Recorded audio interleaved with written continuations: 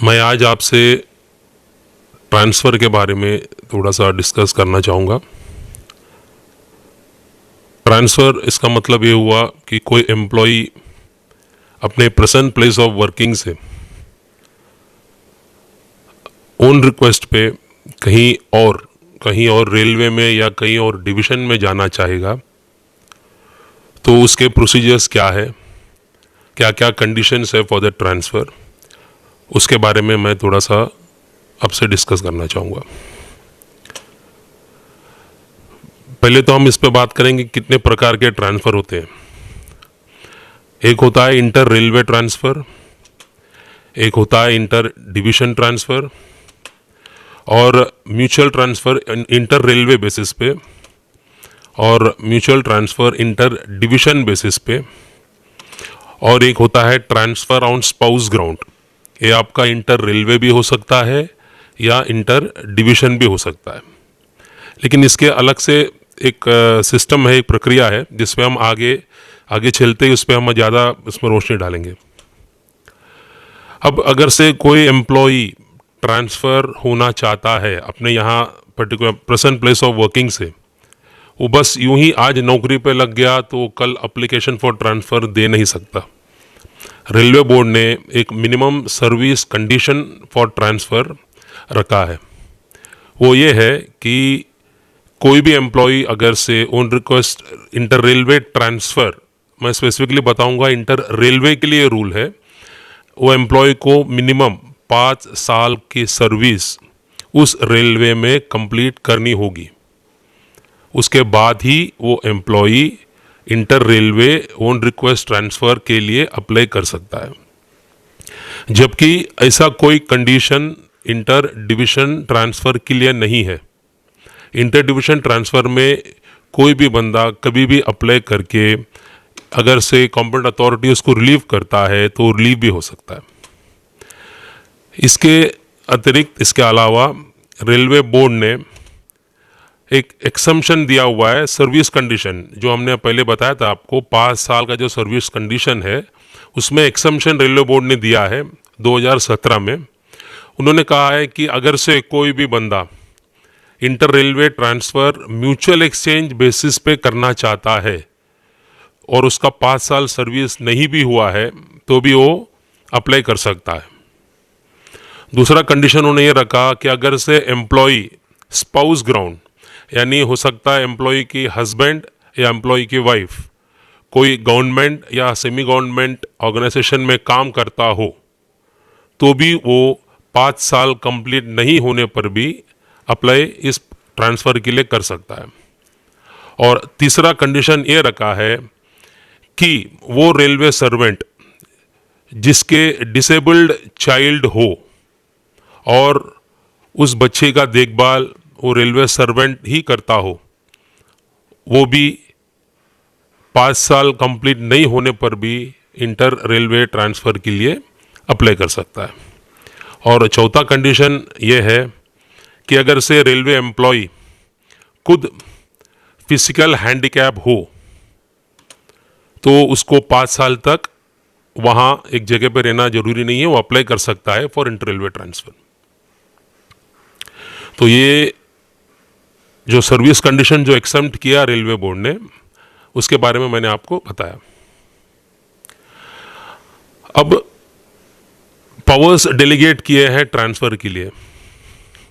पहले ये powers for inter railway transfer GM के पास हेडक्वार्टर ऑफिस में हुआ करता था। अब as per latest model SOP इस पावर को जो है डीआरएम के पास दिया गया है। That is the powers with regard to inter railway inter division transfer on own request basis of divisional controlled cadres of NG staff lies with DRM. जो डिवीज़न के कंट्रोल में जो कैडर है, वो उस एम्प्लॉय को ट्रांसफ़र करने का जो पावर है, ये अभी फिलहाल तो डीआरएम साहब के पास है। अगर से किसी एम्प्लॉय को आउट ऑफ टर्न आपको ट्रांसफ़र करना है, तब आपको एजीएम का अप्रूवल लेना होगा, लेकिन एजीएम का अप्रूवल लेने के पहले आपको डीआरएम के पर्सनल अप्रूवल भी लेनी होगी। अभी हम बात करेंगे कंडीशंस फॉर इंटर रेलवे और इंटर डिवीजन ट्रांसफ़र। जैसे मैंने बताया आपको, इंटर डिवीजन के लिए कोई टाइम पीरियड नहीं है कि 5 साल वगैरह होना, ऐसा कुछ है नहीं, लेकिन इंटर रेलवे के लिए है। लेकिन इसके जो कंडीशंस है दोनों के लिए कॉमन ही है। जैसे कि अगर से आप कोई ट्रांसफ़र चाहते हो इंटर रेलवे या इंटर डिवीजन, आपकी पहली कंडीशन ये होनी चाहिए कि आपकी ट्रांसफ़र जो है it will be applicable on bottom seniority in grades having direct recruitment quota. मतलब जिस कैटेगरी में direct recruitment that is RRB या आरआरसी से रिक्रूटमेंट होता है, उसी कैटेगरीज में आप ट्रांसफ़र ले सकते हो। प्रमोशनल कैटेगरी में आप ट्रांसफ़र ले नहीं सकते अगर से उस कैटेगरी में 100% प्रमोशनल कोटा है। तो डायरेक्ट रिक्रूटमेंट कोटा जहां है वहीं पे आप ट्रांसफ़र के लिए अप्लाई कर सकते हो। ये पहला कंडीशन। दूसरा कंडीशन है, जो एम्प्लॉई ट्रांसफ़र के लिए रिक्वेस्ट करता है उसका जो क्वालिफिकेशन है वो वही होना चाहिए जो डायरेक्ट रिक्रूटमेंट के लिए उस पोस्ट का मिनिमम क्वालिफिकेशन है। फॉर एग्जांपल, अगर से एक एम्प्लॉई जेई में ट्रांसफ़र लेना चाहता है तो जेई का रिक्रूटमेंट में मिनिमम क्वालिफिकेशन इज़ डिप्लोमा। अगर से वो जेई जो ट्रांसफ़र चाहता है अगर से डिप्लोमा होल्डर नहीं है तो उसका ट्रांसफ़र कंसिडर किया नहीं जाएगा।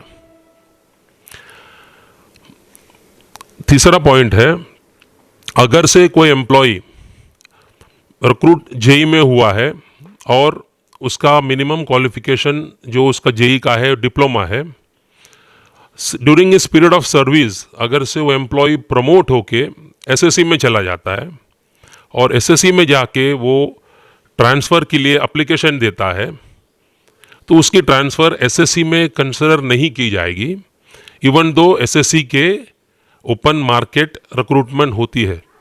इसलिए नहीं की जाएगी क्योंकि एसएससी के लिए मिनिमम जो क्वालिफिकेशन है ये है डिग्री, जबकि इस बंदे का मिनिमम क्वालिफिकेशन जो उसके पास अवेलेबल है वो है डिप्लोमा। तो इस एम्प्लॉय को reversion in the category of JE में लेना होगा और रिवर्शन के वो विलिंगनेस देगा और हम उस एप्लीकेशन को कंसर्न्ड डिवीज़न में भेजेंगे और वहाँ की अथॉरिटी पे निर्भर होगा कि उसको कंसिडर करना है या नहीं करना है।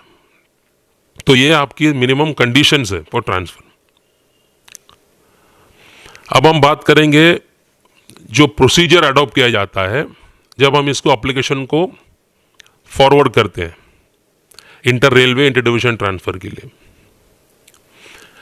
एम्प्लॉय के एप्लीकेशन के आते ही जो प्रोफॉर्मा ए, बी और सी है, इसको आपको पूरी तरह से जांच पड़ताल करने के बाद अगर से आपको लगता है कि application is complete in all respects, तो इस एप्लीकेशन को आपको कंसर्न्ड रेलवे के डिवीज़न जहाँ है जहाँ उन्होंने मांगा है ट्रांसफ़र, वहाँ डायरेक्ट आप एप्लीकेशन को फॉरवर्ड कर सकते हो। आपको स्पेसिफिक अप्रूवल कॉम्पिटेंट अथॉरिटी की नहीं लगेगी। एप्लीकेशन को आप फॉरवर्ड करते ही आप एक प्रायोरिटी लिस्ट बनाओगे और उसमें इस बंदे के एम्प्लॉय का नाम, डेट ऑफ एप्लीकेशन और जो पर्टिकुलर्स है जहां उन्होंने ट्रांसफ़र मांगा है, ये सब आप एक प्रोफॉर्मा बना के आप इसको फिल करेंगे। और ये जो प्रायोरिटी लिस्ट है ये डेट ऑफ एप्लीकेशन के बेसिस पे बनाया जाएगा।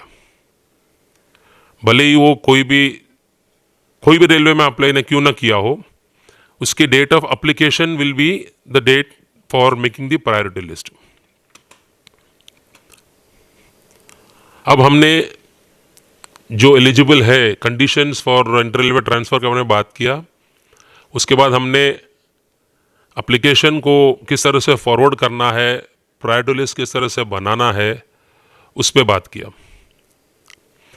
अब एप्लीकेशन एम्प्लॉय के चले जाने के बाद कंसर्न रेलवे या कंसर्न डिवीज़न उसकी एक्सेप्टेंस हमको इंटीमेट करती है।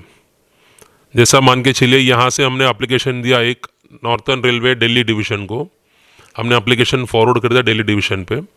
दिल्ली डिवीज़न ने उस एप्लीकेशन को देख के, उनकी अथॉरिटी है, कॉम्पिटेंट अथॉरिटी जो डीआरएम साहब है वहाँ के, उन्होंने हमको एक्सेप्टेंस भेज के दिया बॉम्बे बीसी डिवीज़न को कि इस आदमी का हमने एक्सेप्टेंस एग्री किया है, आप इसको रिलीव करें। उसके बाद ये लेटर आने के बाद हमको जो प्रोसीजर अडॉप्ट करना है इस पे हम बात करेंगे। जब आप किसी एम्प्लॉय को एक्सेप्टेंस आने के बाद रिलीव करोगे तो इस केस को आपको पुटअप करनी होगी कॉम्पिटेंट अथॉरिटी को। कॉम्पिटेंट अथॉरिटी जैसे मैंने कहा, यहाँ डिवीज़न में अभी डीआरएम साहब है जिसको इंटर रेलवे ट्रांसफ़र और इंटर डिवीज़न ट्रांसफ़र का इनको पावर्स दिए गए हैं कि ये रिलीव कर सकते हैं।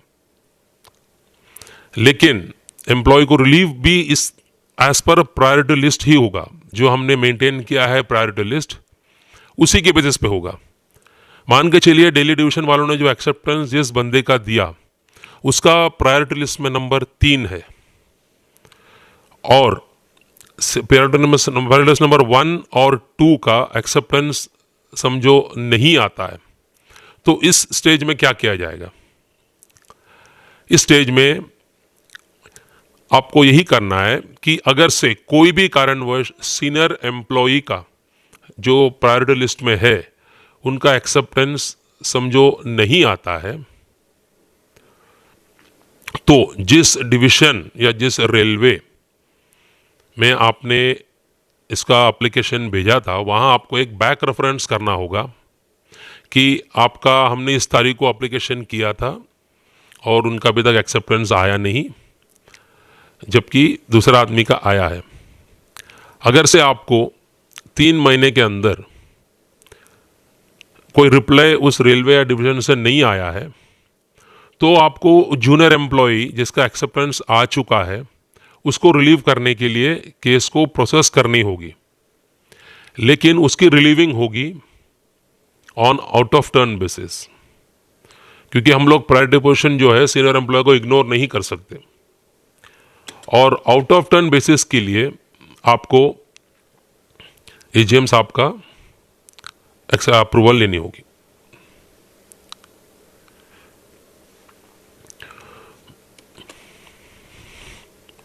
ये रहा inter railway transfer, inter divisional transfer को मैंने आपसे बात किया।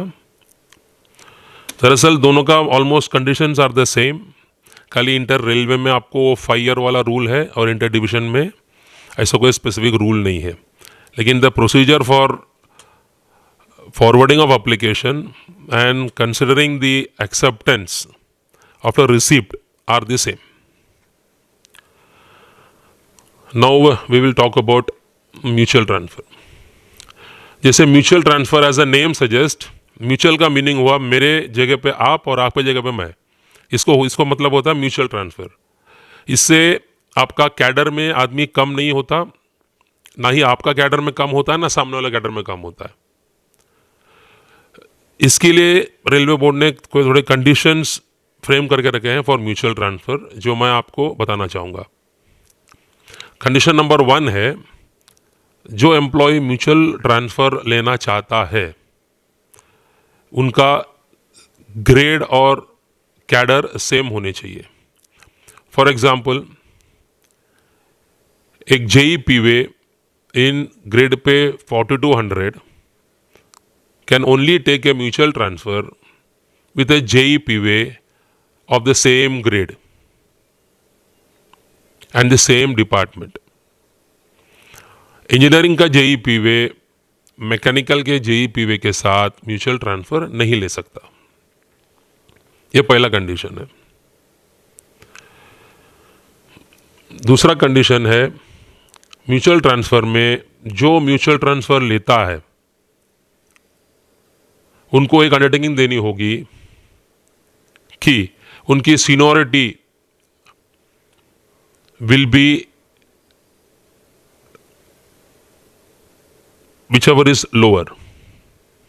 जैसे कि बॉम्बे और दिल्ली वालों का म्यूचुअल हो रहा है, बॉम्बे वाले का डेट ऑफ अपॉइंटमेंट 2012 का है और दिल्ली वाले का डेट ऑफ अपॉइंटमेंट 2014 का है। म्यूचुअल ट्रांसफ़र होने के बाद जो 2012 वाला बॉम्बे का एम्प्लॉय है उसको भी सीनियरिटी 2014 का ही मिलेगा दिल्ली डिवीज़न में, और दिल्ली वाले को 2014 वाला जो सीनियरिटी है वो मिलेगा बॉम्बे में। That is which ever is lower will be taken into consideration. मान के चलिए कोई एम्प्लॉय एसएससी पीवे है, या सॉरी जेई पीवे है at the time of applying और for mutual transfer, and during the course of time वो प्रमोट हो जाता है और उसका एक्सेप्टेंस दूसरे डिवीज़न रेलवे से आ जाती है, तो ये जो बंदा प्रमोट होकर एसएससी पीवे बना है उसको रिवर्शन लेनी होगी इस डिवीज़न में on par with the employ of the other division. That is उसका ही ग्रेड पे उसको लेने के लिए विलिंगनेस देनी होगी, उसके बाद ही उसकी एक्सेप्टेंस कंसिडर की जाएगी। और अभी जो सबसे महत्वपूर्ण बात मैं बताना चाहूँगा आपको, म्यूचुअल ट्रांसफ़र में अगर से ओपन मार्केट, जो रिक्रूटमेंट थ्रू ओपन मार्केट वाली कैटेगरी हो, वहाँ पे ये आपको देखना नहीं है कि दोनों एम्प्लॉय सेम कैटेगरी के बिलोंग करते हो। दैट मीन्स दोनों अगर एससी है या जनरल है या ओबीसी है या एसटी है। Mutual transfer in A category which is recruited through RRB और आरआरसी, वहाँ पर भी एक जनरल एम्प्लॉय का एक एससी एम्प्लॉय के साथ म्यूचुअल हो सकता है, या एक एसटी के साथ एससी का हो सकता है। मैं आपको दोबारा बताऊंगा कि जहाँ डायरेक्ट रिक्रूटमेंट का एलिमेंट हो सिर्फ वही कैटेगरी में, लेकिन जिस कैटेगरी में आरआरबी के तहत और प्रमोशन के तहत पोस्टें भरी जाती है, और म्यूचुअल ट्रांसफ़र में एक एम्प्लॉय प्रमोशनल कोटा से उस कैटेगरी में आया हो और एक आरआरबी से आया हो, अगर से इनका म्यूचुअल आपको एक्सेप्ट करना है तो दोनों का जो कैटेगरी है जनरल कैटेगरी हो, दोनों या तो जनरल होने चाहिए या तो एससी होने चाहिए या तो एसटी होने चाहिए। दोनों में से एक अगर से एक जनरल है और एक एससी है तो उनका म्यूचुअल कंसिडर नहीं किया जाएगा। इन शॉर्ट, म्यूचुअल ट्रांसफ़र में जनरल और जनरल का ट्रांसफ़र म्यूचुअल ट्रांसफ़र हो सकता है अगर से जिस कैटेगरी में वो बिलोंग करते हैं वो आरआरबी के थ्रू रिक्रूट होता हो तो। म्यूचुअल ट्रांसफ़र के और एक मेन कंडीशन है कि there is no back tracking. That means एक बार आपने एप्लीकेशन दे दिया, फिर आप ये नहीं बोल सकते कि मुझे ट्रांसफ़र में जाना नहीं है या मेरा एप्लीकेशन मुझे विड्रॉ करना है। अगर से आपकी केस प्रोसेस हो चुकी है तो आप बैक ट्रैक नहीं कर सकते। एप्लीकेशन कंसर्न्ड सेक्शन में आते ही इसको आपको कंसर्न डिवीज़न, जहां वो ट्रांसफ़र मांगा है एम्प्लॉय ने, वहां पे आपको फॉरवर्ड करना है। म्यूचुअल ट्रांसफ़र एप्लीकेशन फॉरवर्ड करने के बाद कंसर्न्ड डिवीज़न या कंसर्न्ड रेलवे आपको इसके एक्सेप्टेंस देगी। उसमें एक कंडीशन है कि सीनियर एम्प्लॉय को आपको पहले रिलीव करना है। दोनों डिवीज़न के रेलवे के जो सीनियर एम्प्लॉय है वो पहले रिलीव होगा, और ये एंटायर एक्सरसाइज जो है इसको आपको 15 डेज़ में कंप्लीट करना है। 15 डेज़ के ऊपर आपको कोई भी एम्प्लॉय का एक्सेप्टेंस आने के बाद उसको यहाँ रोक के नहीं रखना है।